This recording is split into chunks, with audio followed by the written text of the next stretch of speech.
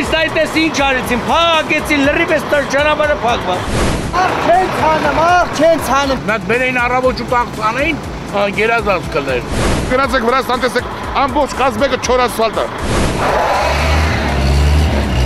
Մերկասառույցի վրա վարորդը կորցրել էր կառավարումը։ Մեքենան դուրս էր եկել հանդիպակաց գոտի եւ դեմ առ դեմ բախվել դիմացից ընթացող կամազին։ Սառույցի վրա միանշանակ տրանսպորտային միջոցի կարող է կորցնել իր երթևեկությունը եւ սահել։ Ես մորթեին անից գալիս էր, ես էլ իմ կծովի գալ։ Մինչև ձյունը չի գալի, վերջինները չեն փոխում իրենց անվադողերը։ Ձմռանը ամառային անվադողերով երթևեկելու համար օրենքով որևէ տուժ ու տուգանք սահմանված չէ։ Սա Գավառի կենտրոնական հրապարակն է։ 1962 թվականին Երևանում առաջին ձյունը տեղացել է փետրվարի 28-ին։ Ընդամենը 2.5 դրամ ենք որպես տնտեսական արժեք վճարում ջրի համար։ Օրինակ վերցնենք ղրղզների ծովքեր, Ճանշանի սառցադաշտերը օգտագործում են խմելու ջուր հայտարարելու համար։ Ձուկը թանկանալու է թե ոչ։ Դուք մեր տանն եք։ Դրա համար պետք է պահեք ձեզ այնպես, ինչպես որ արժեք կանոնակարգ օրենքն է ձեզ հորդորում, որ ձեզ պահեք։ Ինչ եմ արել, չարություն եմ արել։ Հիմա խոսում եմ, հիմա այլ ձեռով ինչ-որ բաներ եք ասում, պարոն նախարար։ Երեք երբ որ ձեր հարցերին պատասխանում էի, դուք նույնպես ժպտում էիք, այսօրվա նման։ Մեծ տնտեսվարող սուբյեկտները իրենց շահը ազգային ժողովում ներկայացնում եւ իր ատամներով այդ շահը պահում, պարոն Աբրահամյան։ Ինչքան պետք է ես դիմակայեմ ձեր մաղձին, որ դուք այդքան մաղձ ունեք։ Ճանճին բռնում են, մեզ սեղանն ասում են թռիչ, թռչում է։ Դու ճանճին բռնում են, թևերը փոկում են, մեզ սեղան ասում են թռիչ, չի թռչում։ Այստեղից եզրակացություն, ճանճի ականջները թևերի վրա է։ Да здравствует наш суд, самый гуманный суд в мире! Մենք վստահ ենք, որ այս զեկույցը պետք է ունենա շատ էական դեր այս ոլորտում։ Գլխավոր դատախազը խնդրում է գոնե մեկ փաստ ներկայացնել ուսումնասիրելու եւ քրեական գործառույցելու համար։ Պաշտպանն երաշխավորել է գաղտնիությունը աղբյուրների տեղեկատվությամբ։ Ուղղակի ասել, թե որևէ դատավոր կամ փաստաբան գաղտնիության պայմաններում շշնջացել է ականջիս, որ այսպիսի բան կա, չի կարող լուրջ համարվել։ Վճռաբեկ դատարանի դատավորի կողմից ինձ տրվեց գրիչի վրա ձայնագրված դատական ակտի տեքստը եւ հրանգվեց այն ներկայացնել որպես իմ սեփական որոշում։ Մարդու իրավունքների պաշտպանի հրապարակած դատական կաշառքի սակագներին ուշադիր հետևեք։ Կարող ենք միանշանակ բացառել, որ չի կարող լինել սակագին հասկացողությունը։ Հայաստանում անցկացված հարցման մասնակիցների 69%-ը համարում է դատական համակարգը կոռումպացված կամ ծայրահեղ կոռումպացված։ Да здравствует наш суд, самый гуманный суд в мире! Շեդով, ձեռնափայտով, տուտին կայով, աթոռներով, գլուխը պատին է խփում, կոշիկի ներքին հատվածով տալիս է գլխից, բանկով էր տալի։ Ինքը ինձի 4 պատի մեջ փակում գնում էր, հետո գալիս էր, ասում էր, ես որ տունը չեմ լինում, ով է գալի հեշտում։ Մազերը կտրում էր, հետո զաժգալքում վառում էր, էդի հղի ժամանակ, 5 ամսեկան։ Հարցուկը պահում էի, որովհետև գիտեի, որ խմածականում հաստատ եթե այդ հարցուկը ընգրի ձեռի տակ կտա գլխից։ Ասում եք կգամ կմտնեմ ձեր շենք, պարզություն մամայի ու քովիզը կկտրեմ։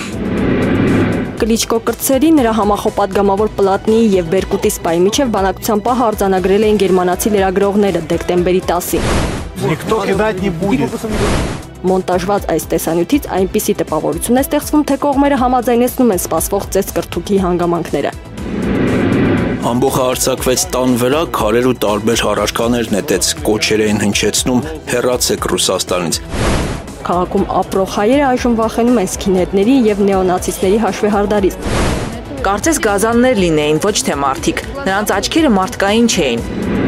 Երևան քաղաքում է շրջադրության փող չկա գերեզման համար։ Սակավահող Հայաստանում գերեզմանոցների տարածքներն աստիճանաբար ընդլայնվում են։ Առաջարկվող այլ ընտրանքներից մեկը դիակիզարանի կառուցումն է։ Դիակիզվելը նույնպես թանկաճույք է։ Մահվանից հետո էլ Թուփակին ոչ թե հուղարկավորեցին, այլ դիակիզեցին։ Դանիայի շիկահայր վարչապետը Միացյալ Նահանգների նախագահ Բարակ Օբամային ու Մեծ Բրիտանիայի վարչապետ Դեվիդ Քեմերոնին առաջարկում է պահը հավերժացնել ինքնալուսանկարով։ Այդ օրը բազմաթիվ նկարներ են արվել, ես ուղղակի մտածեցի այն մի քիչ զվարճալի կլինի։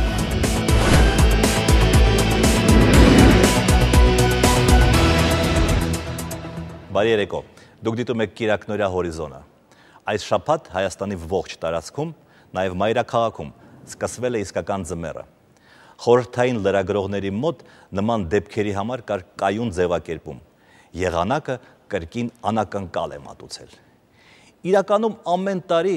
վիճակը մոտավորապես նույնն է։ Գուցե Երևանի քաղաքապետարանի համար է դա անակնկալ, կամ այն վարորդների համար, որոնք կարծում էին, որ ամբողջ դեկտեմբերին վարելու են ամառային անվադողերով։ Սակայն եթե համապատասխան ծառայությունները կամ մարդիկ հույս ունեին, որ բնության ինչ-որ հրաշք է տեղի ունենալու, եւ ձմեռ չի գա, ապա նրանք հերթական անգամ հիասթափվել են։ Օդի ջերմաստիճանը սովորական է, ձյունը նույնպես։ Ճանապարհների եւ մայթերի վիճակը դարձյալ ցավոք սրտի սովորական։ Մի խոսքով սովորական ձմեռ։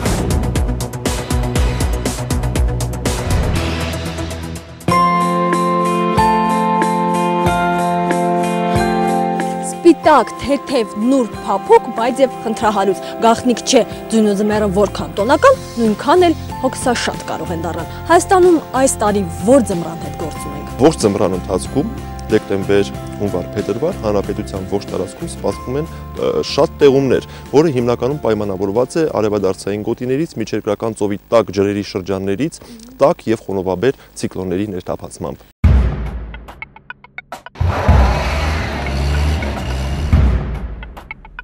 Տեսեք արբանյակային լուսանկարի վրա երևում է ցիկլոնի անպամատության գոտին։ Օրեր առաջ ձմեռը Հայաստանում հենց այս ցիկլոնով հաստատվեց, ու հաստատվեց ոչ միայն Հայաստանում։ Առայձյուն սկսեց տեղալ հարևան Թուրքիայի արևմուտքում, այնպես որ անգամ չվերթեր հետաձգվեցին։ Անպամատության գոտին ընդգրկեց Իրանը, Վրաստանը, Ադրբեջանը։ Այս օրերին ուրախալի լուրը միայն այն էր, որ միջերկրական ծովի ավազանից ներթափանցած ցիկլոնի հետ գործ ունեինք։ Այն ճիշտ է, տեղումն առատ է լինում խոնավ, բայց եւ ջերմ։ Հայաստանում սովորաբար սառնամանիքներ սկանդինավներից եւ արևմտյան Սիբիրից եկող ցիկլոններն են բերում։ Եկեք հիշենք 2002 թիվը եւ դեկտեմբերի 14-ից մինչեւ 28 ընկած հատվածում ծայրահեղ աշնան ցուրտ էր եւ օդի ջերմաստիճանը նվազելով դեկտեմբերի 26-ին 27-ին մենք մայրաքաղաքում արձանագրեցինք մինչեւ 28-ից 29 աստիճան ցուրտ, իսկ Արարատում մինչև 32 աստիճան ցուրտ։ Այս սա է էքստրեմալ ցածր ջերմային ֆոնը։ Իսկ մենք առաջիկա օրերին ընդամենը սպասում ենք գիշերային ժամերին 9-ից 11 աստիճան, որը տեղավորվում է մեր կլիմական նորմայի մեջ։ Նույնը երկրագնդի մասշտաբով դժվար է ասել։ Աշխարհում ձմեռն արդեն հասցրել է ոչ միայն սահմանված նորմերը, այլ անգամ ռեկորդներն ու դրանց վայրերը խառնել։ Խառնաշփոթի մեջ չտեսնված ու չլսված 0-ից ցածր ջերմաստիճաններն են հաստատվում։ Անտարկտիդայում ճապոնական հետազոտական կայանում գրանցվեց -91.2 աստիճան ըստ Ցելսիուսի։ Սա երկրագնդի մակերևույթին մարդու կողմից երբևէ արձանագրված ամենացածր ջերմաստիճանն էր, ռեկորդայինը։ Նախորդը 30 տարի առաջ է գրանցվել խորհրդային Ոստոկ կայանում 89.2 աստիճան։ Ամերիկայի որոշ նահանգներ կատվածահար եղան ձնամրիկից, որոշ վայրերում եղանակն այդպես էլ չի հանդարտվում։ Ձնաբուքը եւ չափազանց ցածր ջերմաստիճանը դարձյալ ռեկորդային են վերջին տարիների համար։ Մեկ տասնյակից ավելի զոհեր, հետաձգված հազարավոր չվերթեր, տրանսպորտային պատահարներ, բազմաթիվ տուժածներ։ 260,000 մարդ մնացել է առանց էլեկտրականության։ Այն իսկ ձնամրիկից ընդամենը 2 օր առաջ ջերմաչափի սնդիկը գրեթե ամառային ջերմաստիճան էր ցույց տալիս։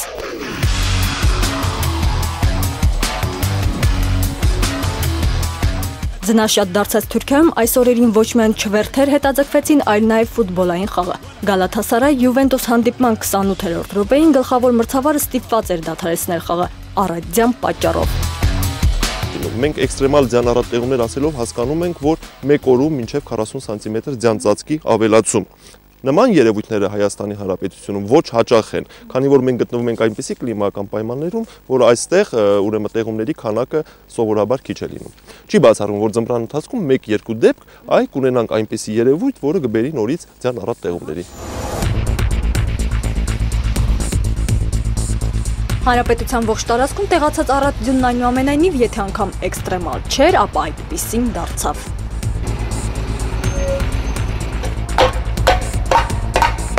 Բայց էքստրեմն ավելի շատ վարորդների դեպքում էր։ Մինչև թալին ոտով կետակը տենց։ Չեն ցանում։ Նա բերեին առավոտ ու տաղ ցանեին, գերազանց կներ։ Հիվանդ կտանի չեք կարա հասցնեք հիվանդանու։ Սաղ սառուցա ու փակա ճանապարհներով։ Ուրեմն Նիժնի Տագիլից 4 սուտկա հասնում եմ Հայաստան, 2 սուտկա չեմ կարող գալ Ստեղ։ Գնացեք Վրաստան, տեսեք ամբողջ կազմեկը 4 ասֆալտ է։ Ամոթելը սա մեռնել արժի։ Ավելի համբերատարները սուրճ են խմում, փոքրինչ նյարդայինները ծխախոտ վառում, մյուսները փորձում էին իրավիճակը շտկել։ Տեղ չեն տալիս մեկը մյուսին, որ իրան կարնա շարժում է։ Այն կոմիսայի պես ինչ արեցին, փաղագեցին, լրիվ էս ճանապարհը փակված։ Հատինը բախես մտած ախպեր, չես խաղում։ Հատես մտած, մեծ էլ բուսում է կարա։ Անը շնորհ ունեցեք, էլի։ Ախպեր ջան, մի քիչ դուք գնացեք, մի քիչ մենք գորում, ոնց մտել։ Ոնց մտել, ախպեր էս տղեկը ոնց են մտել։ Ուրալի հանգստացնում։ Եվ այս ամենին էլ գումարած արկածախնդիրների երթևեկություն։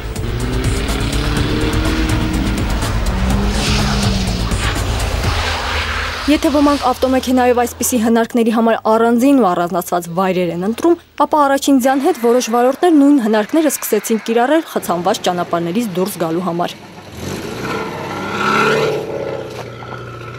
Հանդիպակաց երթևեկություն ճանապարհի այն հատվածում, որը շինհրապարակ է, երթևեկության համար ուղղակի փակ, բայց վարում են վստահությամբ, իրենք հմուտ են, ավտոմեքենայի հնարավորությունները ներում են։ Նշանակություն չունի դա ամենագնացը, թե մեկ այլ տրանսպորտային միջոց է, սառույցի վրա միանշանակ տրանսպորտային միջոցի կարող է կորցնել իր երթևեկությունը եւ սա էլ չկարողանալով արգելակել։ Ոստիկանության կապիտանը հիշեցնում է երթևեկության կանոններին միշտ է պետք հետևել, իսկ ձմռանը պետք է շատ ավելի զգույշ ու ուշադիր վարել։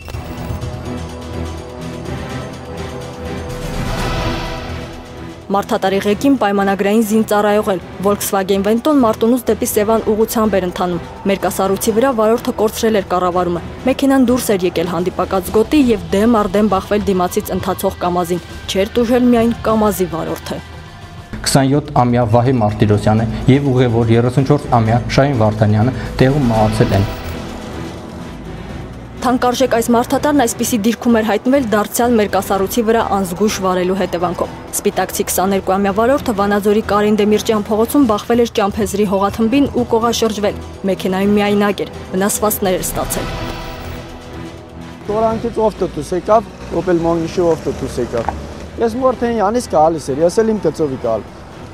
Opel-ից փախցրած եկավ խփեցած։ Գավառում հենց քաղաքի մեջ գրանցված վթարի պատճառն էլ ըստ ականատեսների անզգույշ վարելն ու մերկասառույցն էր։ Բարեբախտաբար վնասվել էին միայն ավտոմեքենաները։ Մերկասառույցի պատճառով կանգնելա, որից հետո ուզեցել անվադողերին շղթաներ դնի եւ շարունակի երթևեկությունը։ Անվադողերին շղթաներ դնողը Ռումինիայի Հանրապետության քաղաքացի բեռնատարի վարորդն էր։ Վերևից եկող Ford Transit-ի վարորդը մերկասառույցի պատճառով չկարողացավ ղեկավարել մեքենան եւ հարվածեց ռումինացուն։ Իոան Դասիի կյանքը փրկել չհաջողվեց։ Մեր վարորդների մոտ կա այսպիսի մի սովորություն, որ մինչև ձյունը չի գալի, վերջինները չեն փոխում իրենց անվադողերը, որը շատ սխալ է, որն էլ հիմնական պատճառ է դառնում առաջիցյան օրվա վթարների քանակի շատանալու։ Ձմռանը ամառային անվադողերով երթևեկելու համար օրենքով որևէ տուժ ու տուգանք սահմանված չէ։ Ոստիկանությունից ասում են վարորդի խղճին են թողել, քանի որ նախ եւ առաջ հենց նա պետք է մտածի իր անվտանգության մասին։ Գիտակցի, ձմեռային անվադողեր չունեցող ավտոմեքենա վարել նշանակում է փորձանքի հետ ճանապարհ գնալ։ Դիմացինի համար փորձանք դառնալ։ Ձմեռային անվադողեր ունենալու պարագայում է անգամ պատկերն այսպիսին։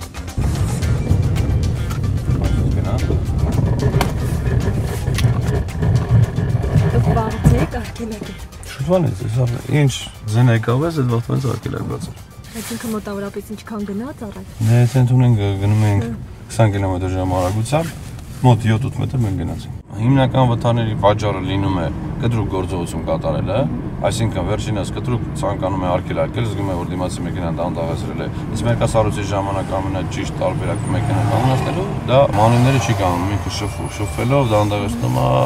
իր ընթացքը։ Խորհուրդներն իհարկե սկսնակների կամ էլ փորձ ունեցող, բայց ավտոմեքենան այդպես էլ այսպես ասած գրագետ չվարողների համար են։ Իսկ այսպիսի իրավիճակներում դե իհարկե որևէ վարորդ չի կարող ոչինչ անել։ Մարտունի Սևան Գետապ ավտոճանապարհին օրեր առաջ մարդիկ ավտոմեքենաներով ձյան ծածկույթի տակ էին մնացել գիշերվանից։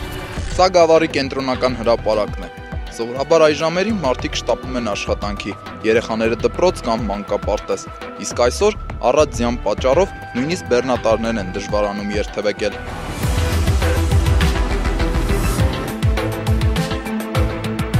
Հրազդան, ֆանտան, ապարան, ջերմուկ այդ հատվածներում է, որ 40 սանտիմետր արդեն գերազանցում է ձյան ծածկը։ Եվ որ տարիներ, որ ամենաբարձր ձնածածկություններ մեզ մոտ վերջին 2010-11 թվականների ձմռանը բավականին նշված հատվածներում ձևավորվել է բավականին հզոր ձնածածկույթ մինչև 1 մետր 50-60 սանտիմետր։ 1962 թվականին Երևանում առաջին ձյունը տեղացել է փետրվարի 28-ին։ Առաջին ձյունը տեղացել է փետրվարի 28-ին։ Բայց ունեցել ենք ձմեռներ, օրինակ 1953 թվականին, որ Երևանում նոյեմբերի առաջին տասնօրյակից ձևավորվել է կայուն ձնածածկույթ եւ պահպանվել է մինչեւ մարտի առաջին տասնօրյակ։ Այ 1963 թվականին հունվար ամսին այնպիսի էքստրեմալ տաք, ուրեմն ջերմային ֆոն է եղել, որ նույնիսկ Արարատյան դաշտում ծիրանենիների եւ դեղցենների մոտ սկսվել է հյութաշարժություն։ Օդի ջերմաստիճանը ցերեկային ժամերին տատանվել է 18-ից 20 աստիճան տաքության սահմաններում։ Մեր վերջին տաք ձմեռները եղել են 2010 եւ 11 թվականին, երբ հունվարին եւ փետրվարին տեղումների զգալի մասը Արարատյան դաշտում դիտվում էր նույնիսկ անձրևի տեսքով։ Այսպիսի ձմեռներն իհարկե ուղղակի չարիք էին բնության համար։ Բերք ու բարիքի զուրկ տարիներ ունեցանք։ Այս ձմեռն ըստ նախնական կանխատեսումների այդպիսին չի լինի, ձյունը շատ է, իսկ ձյան ծածկույթը հատկապես աշնանացան ցորենի համար տաքուկ վերմակ կդառնա։ Ամեն դեպքում օդերութաբանները առաջիկա օրերի համար չէ, որ էական տեղումներ են խոստանում։ Առաջիկա օրերին, եթե ձյուն գա, ապա շատ կարճատև ու շատ քիչ վայրերում։ Օդի նվազագույն ջերմամասշանը Արարատյան դաշտում եւ մայրաքաղաքում գիշերը կտատանվի 9-ից 11 աստիճան ցրտի սահմաններում, լեռնային շրջաններում մինչեւ 15-ից 20 աստիճան ցրտի սահմաններում, նախալեռնային հատվածներում մինչեւ 11-ից 16 աստիճանի սահմաններում։ Ցերեկային ժամերին օդը համապատասխանաբար Արարատյան դաշտում եւ մայրաքաղաքում կտականա մինչեւ 0-ից 2 աստիճան, սահմաններում նախալեռնային գոտում մինչև -2, -4-ի սահմաններում, լեռնային գոտիներում մինչև 5-ից 8 աստիճան ցուրտ կլինի ցերեկային ժամերին։ Տեղումն առատ եւ տաք ձմեռ։ Այո, դեկտեմբերը կլինի նորմալ, այսինքն այն դեկտեմբերը, որը մենք միշտ ունենում ենք, իսկ հունվարին, փետրվարին, երբ որ ավելի կակտիվանան միջերկրածովյան պրոցեսները, որոնք իրենց հետ կբերեն ջերմություն, օդի ջերմաստիճանը կլինի նորմայից 2-ից 3 աստիճանով ավելի բարձր։ Ձմեռը տարվա եղանակներից իր պայմաններով գուցե ամենաանհարմարն է։ Եթե բուք եղավ, ոչ մի շարժ ու տեղաշարժ։ Աշխարհի շատ երկրներում է ձյուն գալիս, բայց այդ երկրների շատերում մարդիկ կարողանում են փողոցներում հանգիստ երթևեկել, մայթերով քայլել, ավելին ճեմել, մտածել տարվա այս եղանակն իր վատ ու լավ կողմերով վայելելու մասին։ Արփիս Քեսյան, Տիգրան Հովակիմյան, Մանվել Քեշյան, Անահիտ Կարապետյան, Հակոբ Կոլյան, Սարգիս Ալավերդյան, Վարդգես Խաչատրյան, Արտակ Գրուտյան, Կիրակ Նորյա, Հորիզոն։ Ազգային ժողովը եւ կառավարությունը այս շաբաթ քննարկում էին ձկների խնդիրը։ Ձկների բառից բուն իմաստով, ոչ թե այն մանր եւ մեծ ձկների, որոնք ենթակա են ազատազրկման։ Բավականին պարզ տնտեսական խնդիրը, թե ինչպես է պետք կազմակերպել ձկնաբուծությունը, մասնավորապես Արարատյան դաշտավայրում, վերածվել էր բուռն քաղաքական քննարկման, որը բուն հարցի հետ որևէ կապ չուներ։ Եվ այստեղ իհարկե բոլոր տաքարյուն հարավային ժողովուրդների ներկայացուցիչների նման մեր օրենսդիրները եւ պաշտոնյաները սկսեցին խնդիրները անձնավորել եւ իրարից նեղանալ։ Բանավիճողները սակայն սահմանափակվեցին բառերով, ի տարբերություն հարևան Վրաստանի խորհրդանի պատգամավորների, որոնք այս շաբաթ անցել էին ձեռնամարտի։ Բայց մեզ մոտ էր հետաքրքիր հետևել, թե ինչպես էին ծավալվում ձկնային կրքերը։ Եթե մենք համեմատում ենք մեր փորձը տարբեր երկրների, որոնց մենք հիմա հրավիրում ենք մեր երկիր եւ ցույց ենք տալիս մեր տնտեսությունները, մասնավորապես Նորվեգիա, Գերմանիա, Իտալիա եւ շատ համեմատելու անկեղծ ասած հնարավորություն չունենք։ Իրենց մոտ նույն ջրօգտագործման պարագայում ամենակիչը 3 անգամ ավելի շատ արտադրանք է ստացվում։ Օրինակ վերցնենք ղրղզներից, ովքեր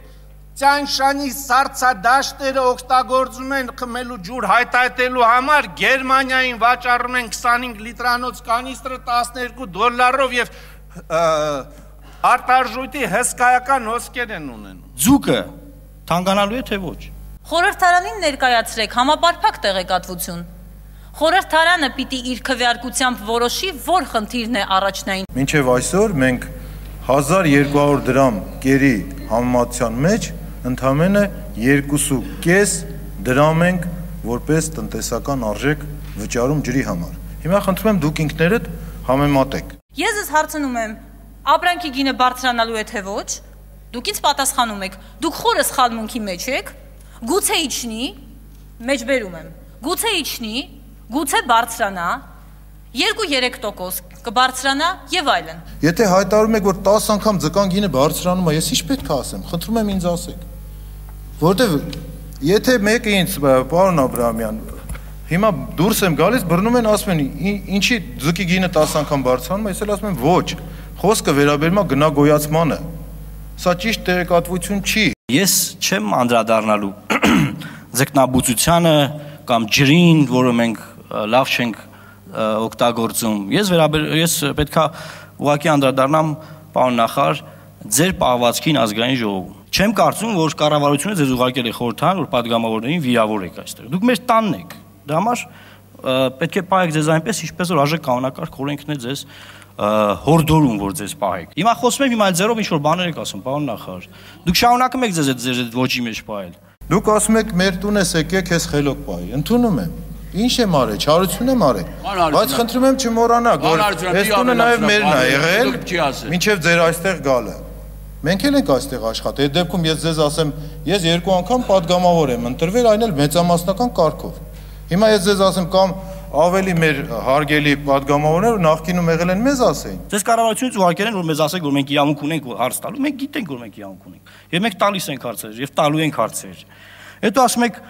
կարծիք հայտնելու իրավունք ունեք։ Սա նաև ինձ եք ասել, հիմա իմ գործընկերներին եք ասել, դրա համար եմ անդրադառնում։ Այսինքն դուք եկել եք ստեղ, որ մեզ ասեք մենք հարց տալու իրավունք ունենք, մենք կարող ենք կարծիք հայտնել։ Ինչքան լավ է, որ կառավարության անդամը մեզ ասում է, որ մենք կարող ենք կարծիք էլ հայտնել փաստորեն։ Հետո ասում եք դուք խորը սխալմունքի մեջ եք։ Խորը շատ։ Ոչ թե փորձել եմ ինչ-որ ուղղություն ցույց տալ, ասում եմ ձեր իրավունքն է հարցնել։ Մենք էլ իրավունք ունենք պատասխանելու մեր կարծիքը ներկայացնելու։ Ես հո չեմ ասել իրավունք ունեք կամ չունեք, ասում եմ ձեր բնականաբար եթե մեկը ինձ մոտենում է եւ հարց է տալիս, որ հարցը ոչ ճիշտ է կամ ինֆորմացիա չկա, ես ասում եմ, այո, դուք մենք էլ իրավունք ունենք պատասխանելու։ Գիտեք, դուք ինձ կարող եք մեղադրել, որ ես խորը սխալմունքի մեջ եմ, ես կարող եմ հակադարձել, որ գիտեք, չէ, դուք շփոթմունքի մեջ եք։ Հիմա copy-paste ինչն ենք արել, չեմ կարողանում հասկանալ։ Նայում եմ թվերը եւ դուք ինձանից պահանջում եք կոնկրետություն։ Եվ երեք որ ես ձեր հարցերին պատասխանում էի, դուք նույնպես ճպտում էիք այսօրվա նման։ Դուք կոնկրետություն եք ուզում, խնդրեմ ասեք, ասենք օրինակ էկոնոմիկայի նախարարության տված այս ինչ եզրակացություն, այս ինչ կետը չի համապատասխանում այս ինչին, որ ես էլ կոնկրետ պատասխանեմ, ինչ պատասխանեմ։ Համամիտ եմ ձեզ հետ, որ որևէ նախարար, որևէ падգամավոր իրավունք չունի եւ որևէ վիրավորի կամ չգիտեմ ինչ որ խոսքեր ասի անհարիր, նույնը հակառակն է падգամավորների նախարարների։ Եթե որևէ մեկին ընդཐུպ ձեզ, պարոն Մարկյան, ձեզ հարգելի падգամավորներ, որևէ մեկին, եթե ինչ-որ ձևով իմ գործողություններով, իմ արտահայտություններով կամ իմ ներկայացմամբ վիրավորը ներողություն եմ խնդրում, ես նպատակ չեմ ունեցել ձեզ վիրավորելու։ Եվ ես առաջարկում եմ, որ մենք այս նախագիծը ընդունենք, բայց նաև պարոն Հարությունյանին հորդորենք, որ ապագայում մեզ ներկայացնի համալիր ծրագիր, հայցեկարգ, ոնց ենք այդ խնդիրը լուծելու։ Ցայտուն երևում էր, թե ինչպես են մեծ տնտեսվարող սուբյեկտները իրենց շահը ազգային ժողովում ներկայացնում եւ իր ատամներով այդ շահը պահում, պարոն Աբրահամյան։ Ես ձեզ խորհուրդ կտայի որպես փաստաբան, որ գոնե դուք արտահերթ ելույթով հանդես չգայիք եւ չմատնեիք այդ մեծ տնտեսվարող սուբյեկտների ախորժակի մասին։ Հակառակը կոչ եմ արել իմ գործընկերներին, որ մենք կողմ քվեարկենք, ընդունենք այս նախագիծը, եթե որոշ մարդիկ զբաղված են բամբասանքով կամ զրուցում են իր գործընկերները չեն լսել եւ հատուկ իրենց համար ոչ ընկալունակ մարդկանց համար կրկնում եմ, որ ես հակառակը կոչ եմ արել իմ գործընկերներին, որպեսզի կողմ քվեարկեն։ Դուք այն մարդը չեք, որ կարողանայիք ինքնուրույն որոշումներ կայացնեիք կամ ինքնուրույն որոշեիք եւ ասեիք հանրապետական ներկայացուցիչներին, որ այս օրինագծին պետք է դեմ քվեարկեք։ Խորհուրդ եմ տվել բազմաթիվ իմ գործընկերներին, քաղաքական գործիչների, ոչ թե զբաղվեն Աբրամյանի նկատմամբ հոդվածներ պատվիրելով, գումարներ վատնեն, այդ գումարները տանեն մանկատներին, ծերանոցներին, աղքատներին, ոչ թե հարստացնեն որոշ հաստավից մամուլի ներկայացուցիչների, լրագրողների, ամոթ է։ Ես չեմ կարծում, որ այստեղ մարդիկ կան, որ պետք է պատվիրեն մամուլին ձեր մասին գրեն։ Այդ ամենը ակնհայտ է, այդ ամենը բոլորին մատչելի է այդ տեղեկատվությունը, կարիք չկա, որ պատվեր լինի, որ այդ մասին գրեն։ Նստած այստեղ, այնտեղ աշխատասենյակում տանը լսում եմ որտեղ, որ փողոցի վրա ինչ դժգոհություն կա, ինչ հասարակության որոշ խավեր հավաքված դժգոհում են, վազում են դա եւ սկսում են իրենք Քրիստոսի դերակատարություն ստանձնել, եկել ենք ժողովրդին օգնենք, հասել ենք ձեր խփռոմներով լուծել, ամոթ է, ամոթ։ Դա բոլորը հասկանում, բոլորը տեսնում են։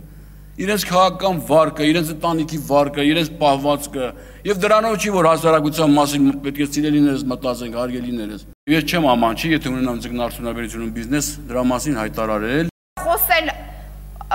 եւ խորհուրդներ տալ արդարության մասին եւ մնացած գործառույթների մասին հարիր չէ, ոչ ձեզ, ոչ էլ այն ձեր գործընկերներին, ովքեր փորձում են նման ելույթներով հանդես գան։ Նենց որ ենթակայեք, մնացեք ձեր ենթակայության ներքո, ձեզ համեստ պահեք, այդ ենթակայության ներքո է ձեզ պահեք եւ դրսեւորեք, հասկանալի է, որ ենթակա մարդիկ են այստեղ հավաքված, այստեղ բոլորի մասին է խոսքը հիմնականում։ Ես շատ ըմբռնումով մոտենում եմ ձեր մաղձին, վերցնում եմ իմ վրա ձեր մաղձը, բայց այդ մաղձին ավարտունի թե չունի այդ կուզեի իմանալ։ Ինչքան պետք է ես դիմակայեմ ձեր մաղձին, որ դուք այդքան մաղձ ունեք մեր նկատմամբ, մեր իշխանությունների։ Ճանճին բռնում են, մեզ սեղանն ասում են թռիր, թռչում է։ Հետո ճանճին բռնում են, թևերը պոկում են, մեզ սեղան ասում են թռիր, չի թռչում։ Այստեղից եզրակացություն, ճանճի ականջները թևերի վրա է։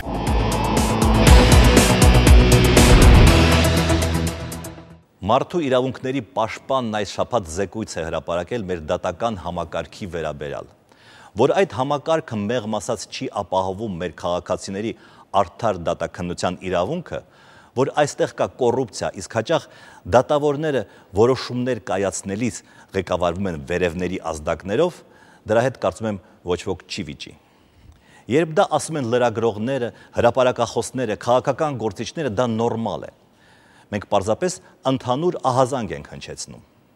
Երբ նույնն է անում մարդու իրավունքների պաշտպանը, ապա ցանկալի է, որ լիներ որոշակի կոնկրետություն,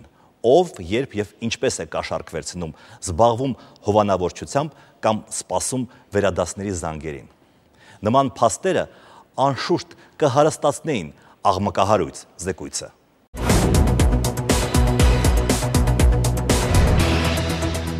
Суд идет! Да здравствует наш суд! Самый гуманный суд в мире! Հայտնի ֆիլմի հերոսի խոսքերին կարծում եմ այսօր էլ ծափահարող չէր լինի դատական համակարգի հանդեպ հասարակության զգալի մասի վերաբերմունքը դեռ շատ չի փոխվել։ Ըստ տարբեր սոցիոլոգիական հարցումների դատարանը դեռ մնում է ամենակոռումպացված կառույցներից մեկը։ Ասում են շատ հաճախ կողմերից մեկի փոխարեն դատերը հենց դատավորներն են շահում։ Արդյոք հենց այս երևույթի դեմ էր ուղղված մարդու իրավունքների պաշտպանի մեծ աղմուկ հանած զեկույցը։ Մենք վստահ ենք, որ այս զեկույցը պետք է ունենա շատ էական դեր այս ոլորտում։ Եթե զեկույց է հրապարակվում, որտեղ արված է ամեն ինչ, որպեսզի հնարավոր չլինի դրանք ստուգել, դրանց իսկությունը ստուգել, այդ դեպքում ինչքանով է այն լուրջ եւ ինչ նպատակի է այն ծառայում։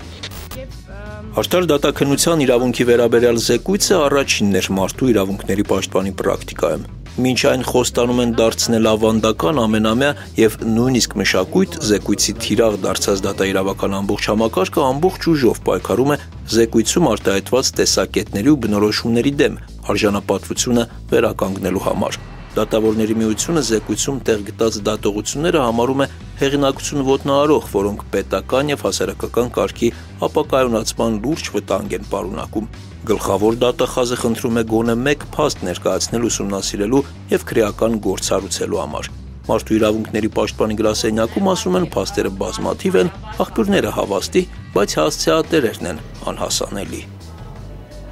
120 հարցազրույցներ են անցկացվել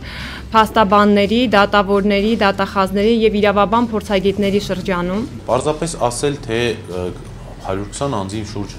շրջանում հասկացրել ենք հետազոտություն, այնքան էլ հիմնավոր չէ կամ հենց այդ իսկ պատճառով ասում ենք, որ սիրողական մակարդակում է հասկացված։ Այդ ամբողջ հատվածը կառուցված է այդ հարցազրույցների հիման վրա, դատավորների կողմից փոխանցված գաղտնի տվյալների վրա, որոնք մենք չենք հրապարակելու։ Աղբյուրները պաշտպանն երաշխավորել է գաղտնիությունը աղբյուրների տեղեկատվությամբ։ Ուղղակի ասել, թե որևէ դատավոր կամ փաստաբան գաղտնիության պայմաններում շշնջացել է ականջիս, որ այսպիսի բան կա, չի կարող լուրջ համարվել։ Մարդու իրավունքների պաշտպանի կողմից դատավորների հանդեպ որպես ճնշում բնութագրված մի քանի անանուն հրապարակումներին այժմ ուշադիր հետևեք։ Ինձ մեղադրեցին այն բանում, որ ես համարձակվել եմ առանց նախապես համաձայնեցնելու եւ թույլտվություն ստանալու որոշում կայացնել միջազգային հնչեղության մի գործի վերաբերյալ։ Իմ նկատմամբ ճնշումներ կիրառվեցին, հաշվեհարդար կսպասվի յուրաքանչյուրին, ով կհամարձակվի շեղվել գոյություն ունեցող կանոններից։ Մեկ այլ օրինակ, Վճռաբեկ դատարանի դատավորի կողմից ինձ տրվեց գրիչի վրա ձայնագրված դատական ակտի տեքստը եւ հրանգվեց այն ներկայացնել որպես իմ սեփական որոշում։ Մյուս դեպքում դատավորներից մեկը պատմում է, որ ստացված ցուցումների համաձայն նիստի ընթացքում հարկադրված է եղել պարբերաբար ընդմիջումներ հայտարարել Վճռաբեկ դատարանի դատավորին գործի ընթացքի մասին զեկուցելու համար։ Ըստ հարցվածների գործում է զոնալ դատավորների ինստիտուտը մեր դատական համակարգում, յուրաքանչյուր զոնալ դատավոր Վճռաբեկ դատանում ունի իրեն կցված դատավորների կոնկրետ քանակ, որի հետ արդեն ենթակա են համաձայնեցման այդ բոլոր գործերը։ Հենց այստեղ է ամենակարևորը, որ մարդու իրավունքների պաշտպանի ցանկացած նման դրսևորում արտահերտ զեկույցի տեսքով կամ մեկ այլ դեղին մամուլային դրսևորում անմիջապես անդրադառնում է հասարակության վստահության վրա։ Ըստ Համաշխարհային բանկի միջոցներով կատարված սոցիոլոգիական հետազոտությունների, որոնցի դեպ դատական դեպարտամենտը վստահում է եւ լուրջ ուսումնասիրություն համարում, ամբողջությամբ վստահում է դատարաններին բնակչության մոտ 10%-ը, 50%-ը այս կամ այն չափով։ Այս տոկոսը ուղղակի արտահայտում է դատավարությունների արդյունքների տրամաբանությունը, եթե հիշենք, որ յուրաքանչյուր դատավարություն ունի երկու կողմ, որոնցից մեկը կմնա գոհ, մեկը դժգոհ։ Գոհ ու դժգոհ կողմերի ճիշտն ու սխալը հարաբերական է։ Ասում են արդար դատարանը ոչ թե արտարացի է դատում, այլ դատում է օրենքով։ Օրենքն էլ երբեմն նրանց կողմն է, ով օրենքի կողմը չէ։ Այստեղ էլ գանք զեկույցի ամենաշատ աղմուկ հանածերապարակմանը։ Իհարկե բոլորին ենք ցանկանում ժողովրդական լեզվով ասած հեռու մնալ դատավորների դռներից, բայց դե կյանք է, ամեն ինչ հնարավոր է։ Մարդու իրավունքների պաշտպանի հրապարակած դատական կաշառքի սակագներին ուշադիր հետևեք։ Հետո գուցե Աստված չանի, համեմատելու բան լինի։ Կաշառքի չափը որոշում է հայցագնի 10%-ից ելնելով, ընդհանուր առմամբ հարցվածների մեծ մասի պնդմամբ կաշառքի սակագները տատանվում են հետևյալ միջակայքում՝ առաջին ատյանում 500-ից 10,000 ԱՄՆ դոլար, վերաքննիչում 200-ից 15,000, Վճռաբեկում 10-ից 50,000։ Սա մեր հարցազրույցների արդյունքներն են։ Օրինակ ես կարող եմ ենթադրել, որ ինչ որ մեկը ուղակի փողոցում հանդիպելով Կարեն Անդրեասյանին պատմի այսպիսի մի երևակայության արդյունքում ծնված սակագներ, մարդու իրավունքների պաշտպանը դա վերցնի ու հրապարակի։ Կարող ենք միանշանակ բացառել, որ չի կարող լինել սակագին հասկացողությունը։ Մարդիկ որ այդ գումարները իրոք չունեն, բայց դատական գործի մեջ են։ Եթե ամեն ինչ կաշառքով կարող են լուծել, մեր մոտ 100,000 բանդարկյալ չէր լինի։ Եթե նրանք նստած են, ուրեմն դատական համակարգն աշխատել է։ Իհարկե կարելի է նաև բոլորովին այլ կերպ տրամաբանել։ Ասենք, եթե դատապարտվողը փող չունի եւ ոչինչ չի կարելի նրանից վերցնել, ապա կարելի է ավելացնել։ Կամ ասում են, որ բոլորը չէ, որ վերցնում են այն պարզ պատճառով, որ ուղղակի բոլորին չեն տալիս։ Պետք է նախ եւ առաջ տալու ձևերն իմանալ։ Կաշառքի հետ կապված հարցերում քաղաքացիները բացի այն, որ ինքնուրույն չեն համարձակվի, հա, նման մտքեր ունենալ անգամ, այստեղ արդեն օգնության պիտի հասնեն միջնորդները, դրանք կլինեն փաստաբաններ կամ այլ անձիկ։ Ինքերս եղել է փաստաբան, սովետական ռեժիմի օրոք, որ հարցում է քո ֆունկցիան որն է, ասում ես միջնորդն եմ, փող բաժանողը։ Ես եմ գնում երկուս հետ պայմանավորում, ոնց չեվին։ Ամենավտանգավորը, երբ որ դատախազը, դատավոր եւ փաստաբանը խմբակային են կլպում որևէ մեկին, մի կողմը չի որոշում, չի կարող դատախազը պահանջի 10 տարի, դատավորը վերցնի իրան ազատի։ Այո, չեն կարող պնդել, որ կոռուպցիա չկա։ Մեր մոտ դատավորներ կան, որոնք ստանում են նախագահի աշխատանքի 2-3 անգամ բարձր։ Բայց էլի դա չնչին գումար է, երբ որ մի հատ պաշտոնյան դասում է, երբ որ դեմդ մի պարկ դոլար են դնում, ամեն ինչի մասին մոռանում ես։ Եվս մեկ միջազգային հետազոտության մասին, որի արդյունքները հրապարակված են մարդու իրավունքների պաշտպանի զեկույցում։ Հայաստանում անցկացված հարցման մասնակիցների 69%-ը համարում է դատական համակարգը կոռումպացված կամ ծայրահեղ կոռումպացված, իսկ 18%-ը հայտարարել է դատարաններին կաշառք տալու մասին։ Ինչ է ստացվում, որ փաստաբանը հայտնել է մարդու իրավունքների պաշտպանին իր կատարած հանցագործության մասին, այսինքն ասել է, թե ես փող եմ տվել։ Ես չեմ կարող, որևէ մեկը չի կարող գտնել որևէ փաստաբանի, որ կկանգնի եւ նման հայտարարություն կանի։ Կոնկրետացնել անուններ, դեպքեր մենք իրավունք չունենք։ Հակառակ դեպքում մենք ուղղակի չենք կարողանա այս տվյալները, սրանք ավելի ընդհանրական բնույթի տվյալներ են։ Եթե փաստաբանը պատրաստ է կաշառք տալ, նշանակում է ինքը չի դժգոհում այդ իրավիճակից։ Այդ դեպքում եւ չերել բարձրաձայնի խնդիրը։ Վնասվող կողմը երբեք չի ասի, որտեղ նա ինքն է իրեն է վարքաբեկում, բայց երբ որ խոսում է ուրիշի մասին, դա շատ մեծ աչքով խոսում է, դա նման է հետեւյալին։ Երբ որ կանանց ասում ենք դուք դավաճանում եք ամուսնության, 90%-ն ասում է ոչ։ 1%-ն ասում է այո, եթե ամուսինս իրեն սխալապահում կամ բան։ Երբ որ հարց ենք տալի, դեր տանոթ կանայք կամ դեր կան շրջանում դավաճանություն ընդունված է, արդեն 90-ն իջնում է 70-ի, 60-ի եւ ավելի ցածր, ու դա ավելի ճշգրիտ է։ Ըստ նույն հետազոտության Հայաստանը այն երկրներից է, որտեղ հարցվածների գերակշիռ մասը պատրաստ չէ դիմելու որևէ գործողության կոռուպցիայի դեմ պայքարելու ուղղությամբ։ Ասում են, սա նույնիսկ ազգային առանձնահատկություն է։ Այնքան պայքարից հույս չունենալը չէ պատճառը, որքան այն, որ շատերի կարծիքով կաշառքը նույնիսկ դրական դեր է խաղում։ Անլուծելի թվացող ցանկացած խնդիր կլուծվի այս տարբերակով։ Երբ որ Արարը դարձավ ԽՍՀՄ չեմպիոն ֆուտբոլի, ես Զանազանյանին հարց տվի, կաշառք տվել եք դատավորներին, ասում է իհարկե, ասում ինչ համար, որ արդար դատի։ Դատավորն օրենքի մարդ է, ուրեմն ամեն ինչ օրենքի սահմաններում է, միայն թե սահմաններն են տարբեր։ Հայկական առանձնահատկությունը ցանկացած տարածական ու պաշտոնական սահման հաղթահարելու ելքը գտել է։ Հայերը, որ ծանոթանում են, միանգամից բարեկամական կապ են մանկալի։ Սա սրահորող տղայի աղջիկը ամուսնուն քեռու չեմ անում ինչն է։ Դա էլ դառնում է կամ մաղալիչի կամ կաշառքի ճանապարհ։ Կա սոցիոլոգիայում 5-ի օրենք։ 5 ծանոթություն անկում դու ծանոթ ես Անգլիայի թագուհու հետ։ Օրինակ, դու ինձ ճանաչում ես, չէ՞։ Ես ճանաչում եմ թե Միրանյան Անդրանիկին, նա ճանաչում է Պուտինին, Պուտինը ճանաչում է Անգլիայի թագուհուն։ Ցանկացած ատյանին կարելի է Երևանում 3 ծանոթությունով գտնել կապ ու փորձել այդ կապը օգտագործել։ Մեզ հայտնի չէ կոնկրետ դեպք, ամենայնպես չեն նշել, որ այս դեպքից որևէ մեկով քրեական գործ է հարուցվել կամ ինչ-որ ընթացք է ստացել։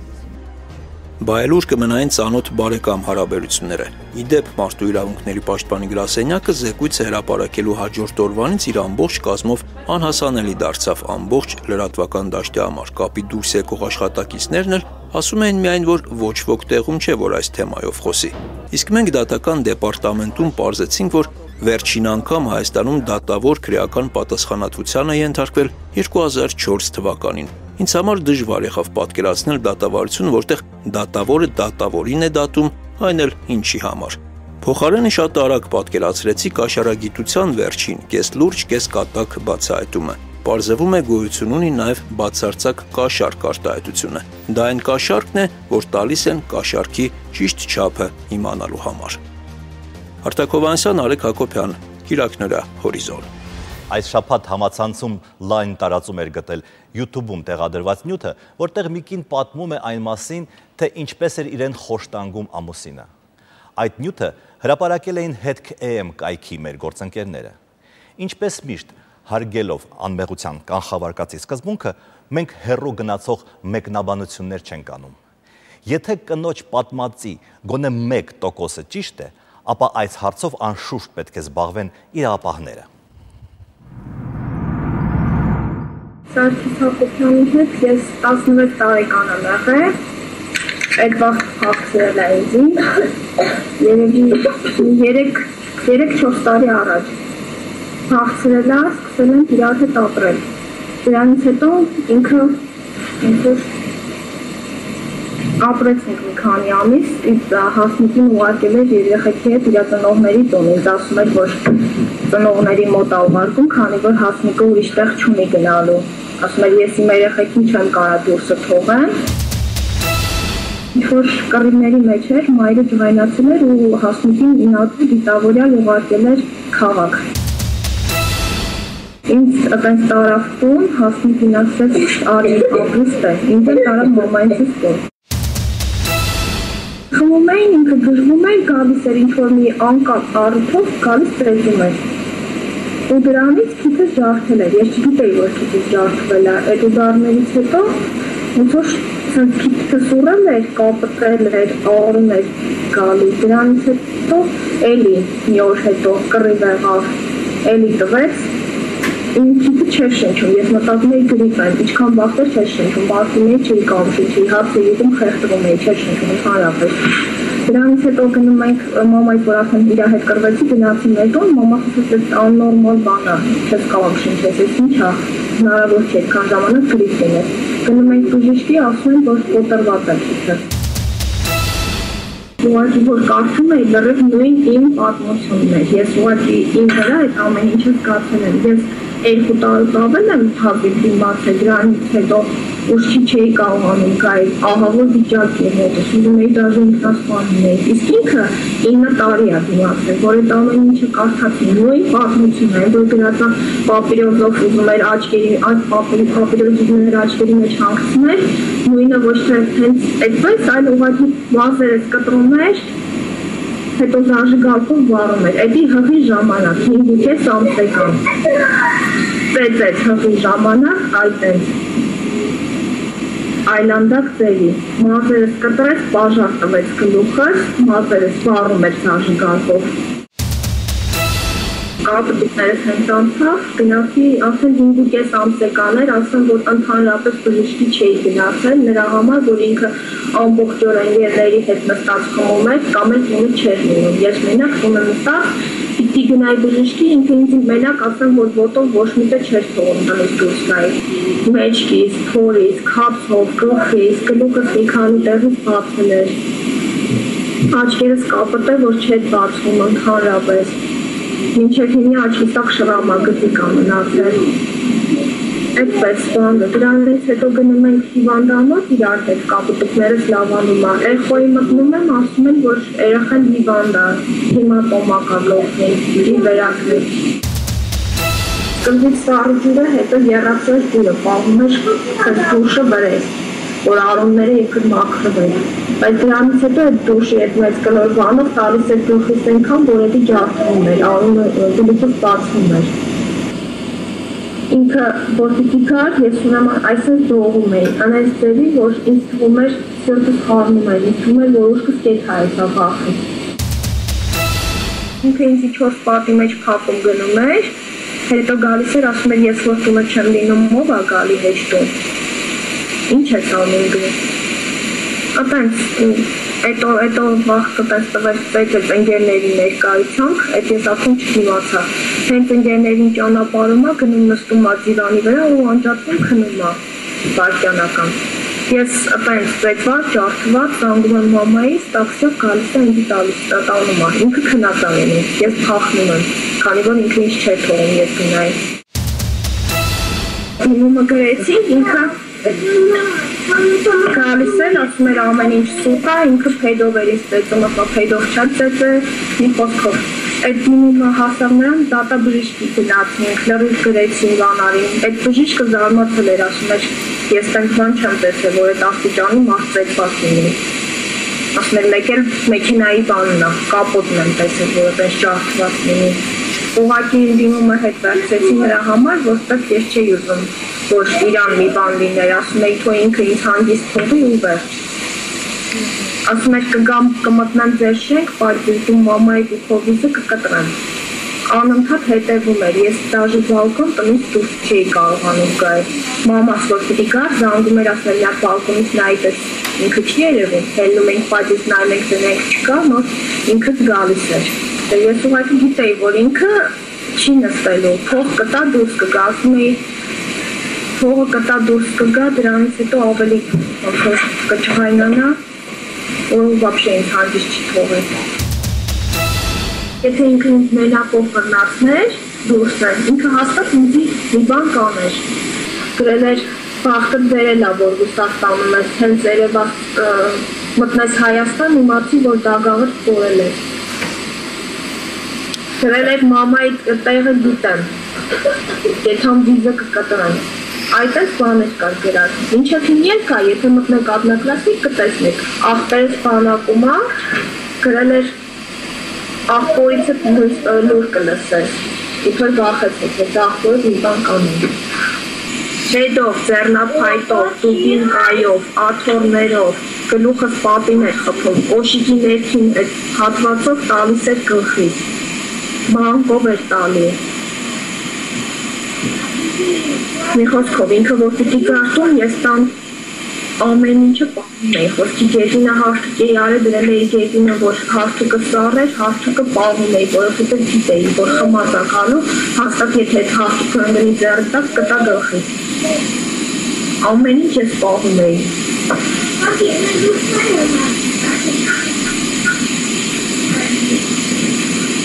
Մի խոսքով, եթե իմ օգնությունը պետք է, եթե պետք է, որ ես գամ Հայաստան, ես կգամ։ Ապացուցել որևէ մարդու մեղքը դժվար գործ է, որով պետք է զբաղվեն միայն մասնագետները։ Այդ գործը իսկապես պետք է դժվար լինի, որպեսզի չտուժեն անմեղ մարդիկ։ Բայց եթե մարդու մեղքը ապացուցված է, նա պետք է արդար պատիժ ստանա։ Դիտեք նաև մեր եզրափակիչ տեսաշարը, իսկ ես ձեզ հաջողություն եմ ցանկանում։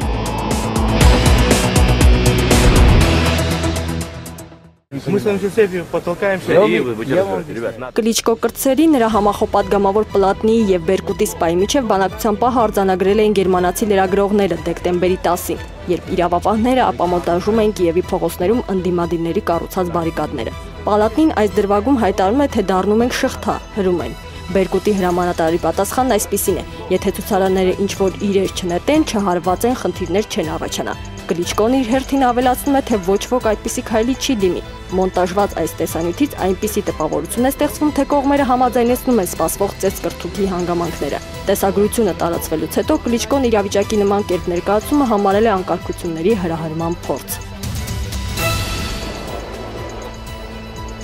7 տարվա վաղեմության կադրեր են։ 2006-ի ամռաններ Երևանի Սեբաստիա փողոցում կրակոցներ էին հնչել։ Ինքնաձիգից կրակել էին մարդատարից մեկ այլ մեքենայի ուղղությամբ, որի ղեկին Մալաթիայի նախկին թաղապետի որդին էր։ Սեդրակ Զատիկյանը հրազանային վնասվածքներից տեղում մահացել էր, իսկ նրա մեքենան բախվել էր բեռնատարի ու կանգ առել։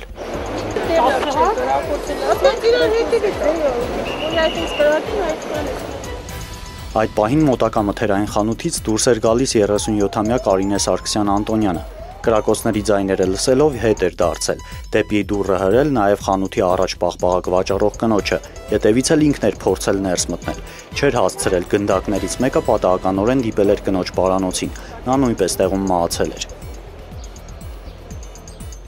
Արուշանյանը պատիժը պետք է կրի Հայաստանի Հանրապետության Արտադրության նախարարության իրակատարողական հիմնարկում։ Մեկ տարի անց սպանությունն իրականացնելու համար ցմահազատազրկման դատապարտվեց 1973 թվականին ծնված Արսեն Արուշանյանը։ Նա հայտարարել էր, թե Զատիկյանն իրեն ծեծի է ենթարկել, այդ պատճառով փորձել է վրեր լուծել։ Քննությունն այսքանով չէր ավարտվել, փնտրում էին սպանության պատվիրատուներին։ Դեռ 2006-ին հետախուզում էր հայտարարվել Ազգային ժողովի նախկին պատգամավոր Հակոբ Հակոբյանի եղբորորդու Ստեփան Հակոբյանի նկատմամբ։ Նրան ձերբակալեցին դեպքից 5 տարի անց, 2011 թվականին։ Ստեփան Հակոբյանի դատավարությունն ավարտվեց այս շաբաթ։ Դատարանը նրան մեղավոր ճանաչեց Սեդրակ Զատիկյանի սպանությունը պատվիրելու մեջ եւ դատապարտեց 15 տարվա ազատազրկման։ Ստեփան Հակոբյանն իրեն մեղավոր չի ճանաչում եւ պաշտպանության կողմը պատրաստվում է բողոքարկել դատավճիռը։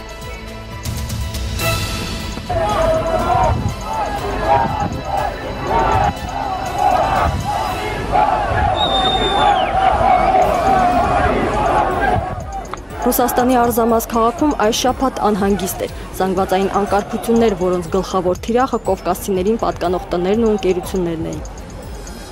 Ամբողը արձակվեց տան վրա, քարեր ու տարբեր առարկաներ նետեց, կոչեր էին հնչեցնում, հեռացեք Ռուսաստանից։ Այս ամբողին ինչ-որ մեկն ուղղորդել է, գոռում էին Ժիրինովսկիի խոսքերը, Ռուսաստանը ռուսների համար։ Ինչ է մնացած ազգությունները պետք է լքեն երկիրը։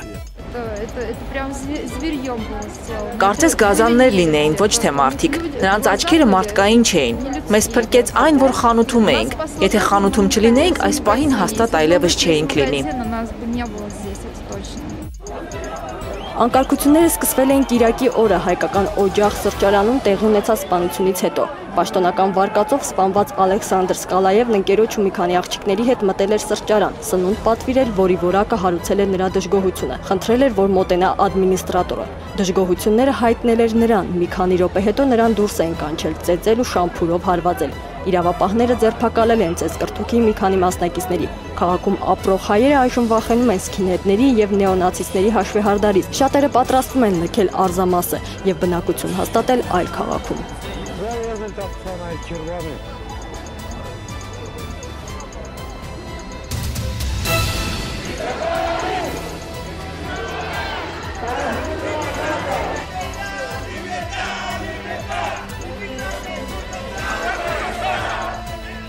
Իսպաներեն կոչեր հնչեցնողները հայեր են, Բարսելոնայում։ Նրանց ու նաև աջակից իսպանացիներին փողոց է դուրս բերել փախստականների արտաքսման ճամբարում տեղի ունեցած ողբերգությունը։ Բարսելոնայում հայ ժողովուրդը դուրս է եկել ցույցի բողոքելու Ալիկ Մանուկյանի խորհրդավոր մահվան կապակցությամբ։ 32-ամյա Արամայիս Մանուկյանը ու Մալիկ անունով էին ճանաչում Հայաստանի քաղաքացի էր։ 5.5 տարի բանտում էր անցկացրել։ Հետո Իսպանիայի իշխանությունները որոշել էին արտաքսել նրան Հայաստան։ Առանձնացվել են մեկուսարանում առանձին սենյակում եւ լուսաբացին ժամը 3-ի մոտերքին հայտարարում են, որ սպանվել է Ալիկ Մանուկյանը։ Ոստիկանության պաշտոնական վարկածով Ալիկը մեկուսարանում ինքնասպաներ եղել սպորտային կոշիկի կապիչներով կախվելով։ Բողոքի դուրս եկածներն այլ վարկած ունեն։ Պնդում են, որ ոստիկանությունում նրան դաժանորեն ծեծել են, ինչի հետևանքով էլ մահացել է։ Երիտասարդի մարմինը դեռ հարազատներին չեն հանձնել։ Դատաբժշկական փորձաքննություն է նշանակվել մահվան պատճառը բարձելու համար։ Երևան քաղաքում է շրջադրության փող չկա գերեզման համար։ Բոլոր հողերը սպառվում են։ 1-2 տարվա ընդհանուր կա 1-2 տարվա իմանալու հարց։ Հյուրը անընդհատ կրկնում է, որ 1-2 տարի է մնում եւ ահա որ մի վիճակ է լինելու։ Ես կարծում եմ, որ արհեստականորեն պարզապես գույները խտացվում են։ Բանավեճը երկար պատմություն ունի, թեման առնվազն 2 տասնամյակ պարբերաբար հայտնվում է հանրության ուշադրության կենտրոնում։ Սակավահող Հայաստանում գերեզմանոցների տարածքներն աստիճանաբար ընդլայնվում են։ Առաջարկվող այլընտրանքներից մեկը Դիակիզարանի կառուցումն է։ 2006-ին կառավարությունը Աջափնյակ թաղամասում անգամ տարածք էր հատկացրել Դիակիզարան կառուցելու համար։ Չկառուցվեց։ Բանավեճերն էլի շարունակվեցին։ Դիակիզարանի կառուցման ժամանակ 40-50 շափուրկ տեղադրվի տվյալ հողատարածքում։ Դիակիզարան ունենալը թանկ հաճույք է։ Եվ դիակիզվելը նույնպես թանկ հաճույք է։ 6000 տարի առաջ հայերի դիակիզում կատարվել է։ Ուսումնասիրությունը դա ցույց տվել։ Հազարամյակներ առաջ նմանատիպ դեպքեր եղել են, որ դիակիզել են հայկական իրականության մեջ, բայց այնուամենայնիվ մենք 2000 տարիներ քրիստոնեական արժեհամակարգի գրող ենք եւ քրիստոնեական արժեհամակարգում գոնե 2000 տարիներ շարունակ դիակիզում չի եղել։ Հողը իր հող դարձար աստվածաշնչյան ասույթը ժամանակակից հասարակությունում շատերն իրենց հետ չեն համարում։ 1996-ին Լաս Վեգասում սպանվեց հայտնի рэփեր Թուփակ Շաքուրը։ Նա կյանքում երբեք չէր թաքցրել մարիխուանայի նկատմամբ իր թուլությունը։ Մահվանից հետո էլ Թուփակին ոչ թե հուղարկավորեցին, այլ դիակիզեցին։ Իսկ Young Authors խմբի երաժիշտները հայտարարեցին, որ իրենց ընկերոջը հարգանքի տուրք են մատուցել նրա աճյունի մոխիրը մարիխուանայի հետ խառնած ծխելով։ Yeah. Red, white and blue. Իսկ այ հրավառությունը վաղ եւ նողկանք Լաս Վեգասում աղմկահարույց գրքի հեղինակի մահվան կապակցությամբ է։ Հանթեր Թոմփսոնը ինքնասպան էր եղել 2005-ին։ Նրա վերջին ցանկությունը իրագործեց հոլիվուդյան դերասան Ջոն Դեպը։ 46 մետրանոց աշտարակի վրա տեղադրված թնդանոթը հրատեխնիկայի հետ երկինք կրակեց նաեւ Թոմփսոնի մարմինը։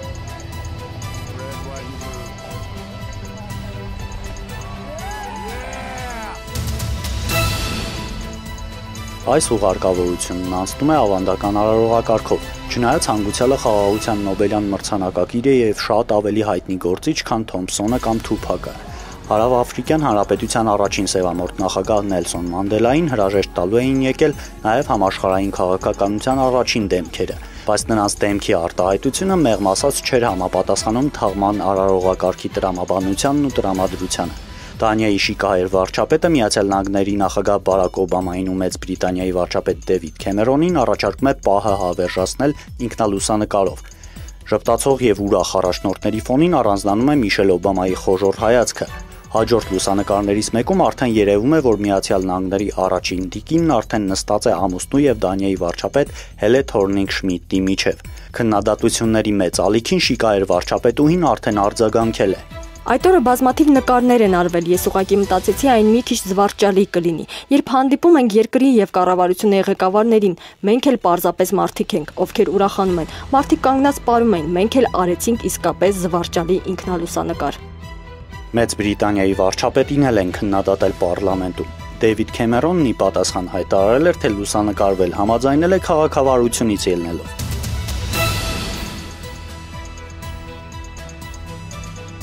Անվտանգության տեսախցիկների արձանագրած այս պահը վերջինը եղավ հոլիվուդյան հայտնի դերասանի համար։ Փոլ Վոքերի մարմնավորած հերոսը ֆորսաժ ֆիլմաշարում թեթև քերծվածներով էր դուրս գալիս ֆանտաստիկ մրցարշավներից ու անհավանական ավտոպատահարներից։ Իրական կյանքում ամեն ինչ այլ ավարտ ունեցավ։ Փոլ Վոքերը Porsche մակնիշի ավտոմեքենայում էր եղել, բայց ղեկին ընկերներ։ Սպորտային մեքենան բախվել էր ծառին ու բռնկվել։ Դերասանն ու նրա ուղեկիցը զոհվել էին տեղում։ Որն էր ողբերգական վթարի պատճառը։ Վթարի հանգամանքներն ուսումնասիրող մասնագետների վարկածներից մեկով այն կարող էր պատահական չլինել։ Փոլ Վոքերը լարված հարաբերություններ ուներ ֆորսաժ ֆիլմում գործընկերոջ Վին Դիզելի հետ։ Ավտովթարից մի քանի օր առաջ Փոլ Վոքերը հարցազրույցում նշել է, թե ինքն ու Վին Դիզելը հարգում են միմյանց, սակայն խոստովանել է, որ երբեմն նրա մոտ գործընկերոջ գլխին հարվածելու ցանկություն է առաջանում։ Սա առիթ է տվել առաջ քաշելու սպանության վարկածը։ Այնուհանդերձ դերասանի մահը չի խանգարել ֆիլմի 7-րդ մասի նկարահանումներին։ Ավելին, սցենարիստները որոշել են հարգել դերասանի հիշատակը, նրա հերոսի մահվան տեսարանի փոխարեն օգտագործելով